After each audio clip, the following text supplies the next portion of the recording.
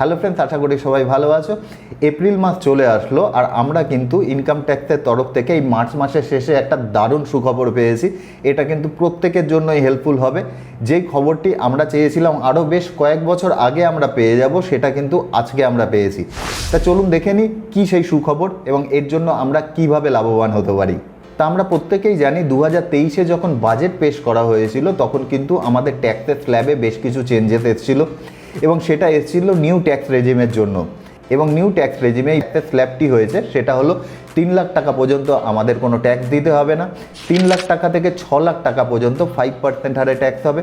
6 লাখ টাকা থেকে 9 লাখ টাকা পর্যন্ত 10% হারে ট্যাক্স। 9 লাখ টাকা থেকে 12 লাখ টাকা পর্যন্ত 15% ট্যাক্স। 12 থেকে 15 লাখ টাকা পর্যন্ত 20% হারে ট্যাক্স। আর কারো রোজগার যদি 15 লাখের ওপরে হয় তাহলে কিন্তু তাকে 30% হারে ট্যাক্স দিতে হবে। এই স্ল্যাব কিন্তু এখন আমরা প্রত্যেকেই মোটামুটি জেনে গেছি। এছাড়াও কিন্তু গভর্নমেন্ট আরও একটা রিবেট আমাদের দিয়ে থাকে, যেটা হলো কারো রোজগার যদি 7 লাখ টাকা পর্যন্ত হয় সে কিন্তু আন্ডার সেকশন 87A-তে 25,000 টাকা পর্যন্ত একটা ট্যাক্স রিবেট পেতে পারে।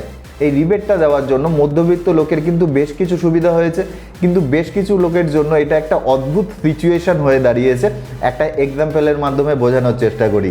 ধরে নিলাম সুরেশের রোজগার হলো 7 লাখ টাকা আফটার স্ট্যান্ডার্ড ডিডাকশন। আমি স্ট্যান্ডার্ড ডিডাকশন এখানে ধরছি না, কেননা কেউ বিজনেসম্যান থাকবে, কেউ স্যালারিড পার্সন থাকবে এবং কেউ পেনশনার থাকবে।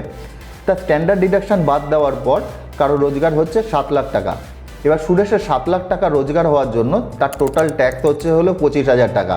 এবার সুরেশের রোজগার যেহেতু 7 লাখ টাকা, সেহেতু কিন্তু সে আন্ডার সেকশন 87A-তে 25,000 টাকা পর্যন্ত একটা ট্যাক্স রিবেট পাবে। এই ক্ষেত্রে কিন্তু সুরেশের কোনো ধরনের কোনো ট্যাক্স পেমেন্ট করতে হচ্ছে না। কিন্তু দেখা যাচ্ছে রমেশের রোজগার হলো 7 লাখ টাকা। এবার ঘটনাচক্রে রমেশের আরও একটি 10,000 টাকার কোনো রোজগার আছে। এবার রমেশের টোটাল ট্যাক্স হয়ে যাচ্ছে হলো 26,000 টাকা। আমি এখানে ব্রেকআপ দিয়ে দিচ্ছি যে কীভাবে 26,000 টাকা টোটাল হিসাবে এসছে। এইবার যদি হেলথ আর এডুকেশন শেষও ধরা হয় তাহলে কিন্তু আমরা দেখব এর সাথে যোগ হবে 1,040 টাকা। তার রমেশের টোটাল ট্যাক্স গিয়ে দাঁড়াবে 27,040 টাকা। এবার রমেশের মনে স্বাভাবিকভাবেই প্রশ্ন আসবে যে আমার রোজগার যদি 7 লাখ টাকা হতো তাহলে আমাকে 1 টাকাও ট্যাক্স দিতে হতো না। এবার আমার রোজগার যেহেতু 10,000 টাকা বেশি, তার জন্য গভর্নমেন্ট আমার কাছ থেকে 27,000 টাকা ট্যাক্স হিসাবে নিয়ে নিচ্ছে। এটা কিন্তু রমেশের কাছে স্বাভাবিকভাবেই মনে হবে তার সাথে কোনো একটা অন্যায় করা হচ্ছে। এবার আমরা দেখে নিই যে এই স্ট্রাকচারের মধ্যে চেঞ্জ কী এসছে। লাস্ট লোকসভায় যখন আমাদের অর্থমন্ত্রী এই বাজেট ফাইনালাইজ করছিলেন তখন কিন্তু উনি আর একটা রিলিফের কথা বলেন, সেটা হলো মার্জিনাল রিলিফ। অর্থাৎ এখন রমেশের যদি 7 লাখ টাকা রোজগার হয়, তার সাথে যদি তার 10,000 টাকা আদার সোর্স অফ ইনকাম হয়, তার টোটাল রোজগার হয়ে গেল 7,10,000 টাকা। তার কিন্তু ট্যাক্সের পরিমাণও আগের মতন 27,040 টাকা রইল। এত পর্যন্ত ব্যাপারটা একই রয়েছে। এইবার গভর্নমেন্ট বলছে যে তার যেহেতু রোজগার 7 লাখ টাকা থেকে মাত্র 10,000 টাকা বেশি, তার জন্য তাকে 27,000 টাকা ট্যাক্স দিতে হচ্ছে। সুতরাং তাকে 27,000 টাকা ট্যাক্স দেওয়ার প্রয়োজন নেই। তার বদলে তার 7 লাখ টাকার ওপরে যে এক্সট্রা ইনকামটা সে করেছে সেটাই সে ট্যাক্স বাবদ দিয়ে দিক। সুতরাং এক্ষেত্রে রমেশকে কিন্তু টোটাল 10,000 টাকা ট্যাক্স হিসাবে দিতে হবে। সুতরাং রমেশের কিন্তু এখানে সেভ হলো 17,040 টাকা, যেটা কিন্তু অনেক ব্যক্তির জন্য একটা বড় অ্যামাউন্ট বলা যায়। এবার কিন্তু একটা প্রশ্ন অনেকের মনেই আসবে যে কত টাকা পর্যন্ত রোজগার হলে এই ট্যাক্সের রিলিফটা পাওয়া যাবে।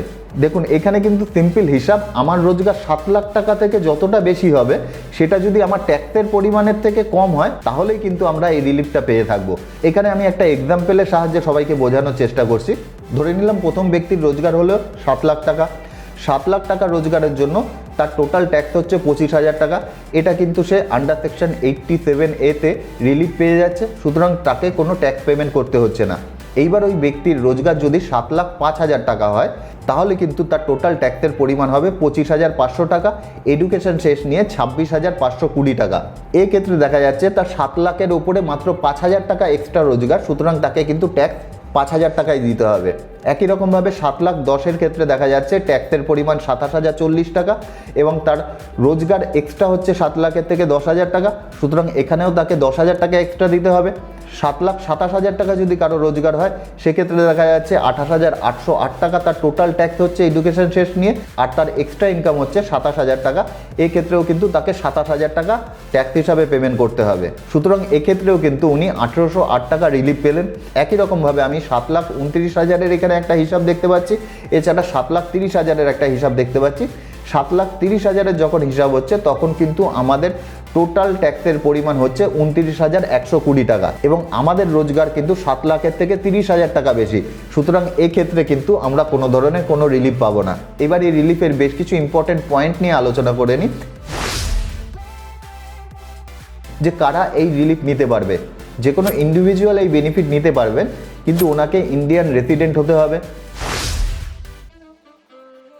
2 নম্বর পয়েন্ট হলো এই রিলিফ কিন্তু একমাত্র নিউ ট্যাক্স রেজিমে পাওয়া যাবে।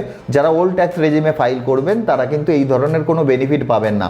আমরা কিন্তু যখন বাজেট নিয়ে ভিডিও বানিয়েছিলাম সেক্ষেত্রে আমরা আলোচনা করেছিলাম যে গভর্নমেন্ট হয়তো চাইছে যে ওল্ড ট্যাক্স রেজিমকে তুলে আস্তে আস্তে নিউ ট্যাক্স রেজিমকেই প্রমোট করতে।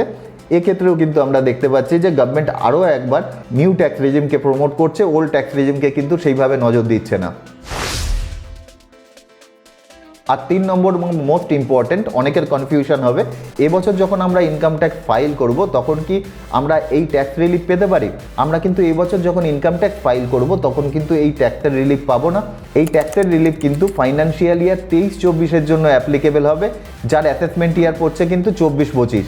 ফিনান্সিয়াল ইয়ার বলতে কাকে বোঝায় আর অ্যাসেসমেন্ট ইয়ার বলতে কাকে বোঝায়, এই নিয়ে যদি কারোর কোনো কনফিউশন থাকে তাহলে ভিডিওর লাস্টে এন্ড স্ক্রিনে দিয়ে দেওয়ার চেষ্টা করব। ভিডিওটা দেখলে কিন্তু কনফিউশন দূর হয়ে যাবে। আশা করি ভিডিওটি সবার জন্য হেল্পফুল হবে। যদি হেল্পফুল হয় সবার মধ্যে শেয়ার করতে ভুলবেন না। তাহলে দেখা হচ্ছে নেক্সট ভিডিওতে, ততক্ষণের জন্য বাই।